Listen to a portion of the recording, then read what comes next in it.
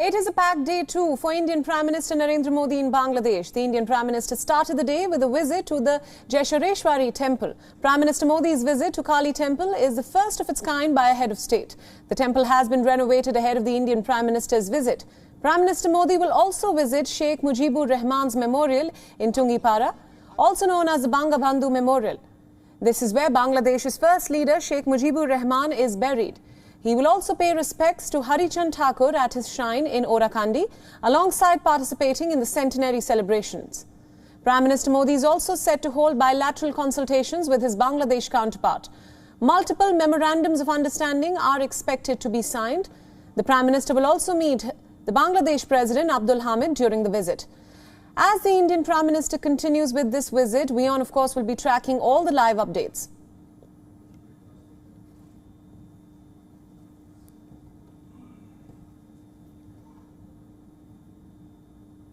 Let me start by introducing our guests on this broadcast. Joining us first is our principal diplomatic correspondent, Siddhant Sibil, who is bringing us all the live updates from Dhaka. And also joining me on this broadcast is Neelam Deo, former Indian ambassador to Denmark and Ivory Coast, and also the co-founder of Gateway House. I welcome both of you on this broadcast. Siddhant, let's start this discussion with you, since you are bringing us all the live updates from Dhaka as of now. Now, this happens to be the Prime Minister's first foreign tour during the pandemic. Tell us a bit about the preparations underway for the second day of his trip. Well, yes, Priyanka, the first stop, the Shakti Peeth, he has done his prayers there. We saw the visuals. We know that that was the first stop, and that, of course, sends a message of the shared cultural heritage, the religious heritage as well. There is a lot of Hindus here in Bangladesh, and this, of course, is something he has in the past as well. Wherever he goes in foreign lands, remember, he has been to Nepal many times, and every time he goes to Nepal, one thing he has made sure that he goes to the Pashupatinath temple. In fact, the last time he was here in Bangladesh, he was in the city of Dhaka, the capital. He visited the Dhakeshwari temple, and after the name of that temple, the name of this capital has been kept Dhaka. So clearly, this is a message of a lot of things which are in common when it comes to India and Bangladesh. But the next stop will be interesting, because he pays homage to the father of the nation of Bangladesh at a time when Mujib Barsho is being celebrated in this country. We know the Gandhi Peace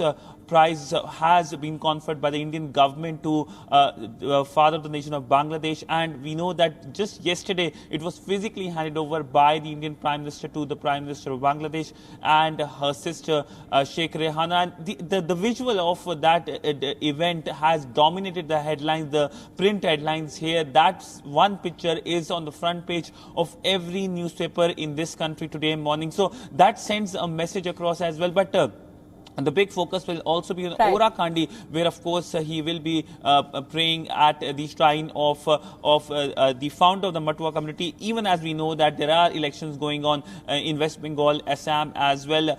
Even though there is no difference this time as well, we know that in the past as well, the Indian Prime Minister has been going to temples. But, of course, since the elections are happening, especially in the crucial state of West Bengal, it is dominating or at least having the shadow here in the visit of the Indian Prime Minister. The elections, interestingly, have been headlined here in the Bangladeshi print media, the elections in the Indian state of West Bengal. Right. All right, Siddhant, thank you so much for your inputs, and we'll come back to you later for more updates. Ms. Deo, thanks so much for joining us. Coming to you now for my next set of questions. It is day 2 of the Prime Minister's visit to Bangladesh, and each stop in his itinerary carries special significance. Tell us more about the same. Well, I think, of course, that the Prime Minister, as your correspondent pointed out, does make it a point to visit temples, places of worship when he goes abroad. He also interacts with the diaspora community, etc. So this constitutes a people-to-people element of the relationship.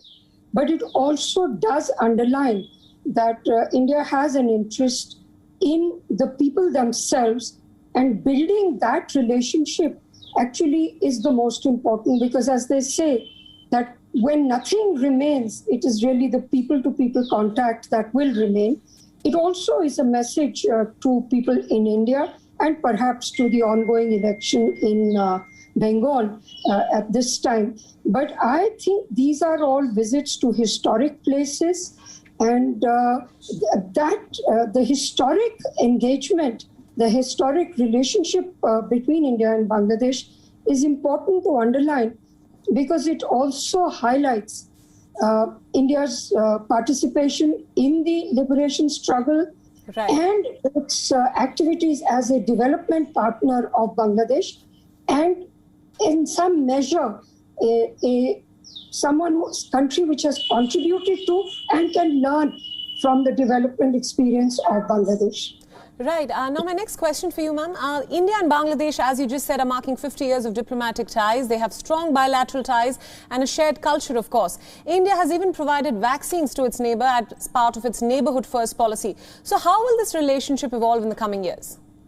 I think that, there will be a greater intensity in the connectivity whole area, more roads between the two countries. Since Bangladesh, almost its entire border is with India, both on the east, the west, and the north. More roads, more rail connectivity. There will now be an even greater effort in reviving and expanding the waterways connectivities between the two countries. And this has significance for both, for trade, but also for the movement of people. And of course, when people are able to move and trade, the prosperity increases, and the development of Bangladesh has had a very positive effect also on our own northeastern states, on Bengal, other areas where we share Right. borders, because those areas also become more prosperous. But I think it's also the case that apart from connectivity, the strategic importance of Bangladesh is rising, because it will soon graduate into a developing country from a least developed country. It is becoming more powerful. Its armed forces have participated in peacekeeping operations abroad. The Bay of Bengal is becoming a really significant part of the whole Indo-Pacific concept. The idea of keeping this area, these waters, free for movement of trade Right. and of people. And Bangladesh has a greater and greater role to play in that. Right. My final question for you, Ms. Deo. Now, there are also some MOUs that are expected to be signed. So tell us more about the same.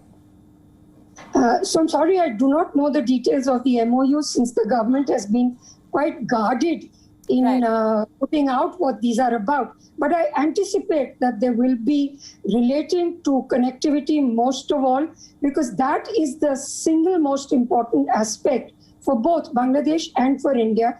And because it only began to be developed barely 10 years ago. So there's a lot for us to do to revive the pre-partition connectivities, the roads and the railway connections, and a lot more to do in taking account of the fact that both countries have moved ahead in their development. So, for example, we have already also now linked the India and Bangladesh power grids. All of these have, of course, depend upon the greater trust and the friendship between the two countries.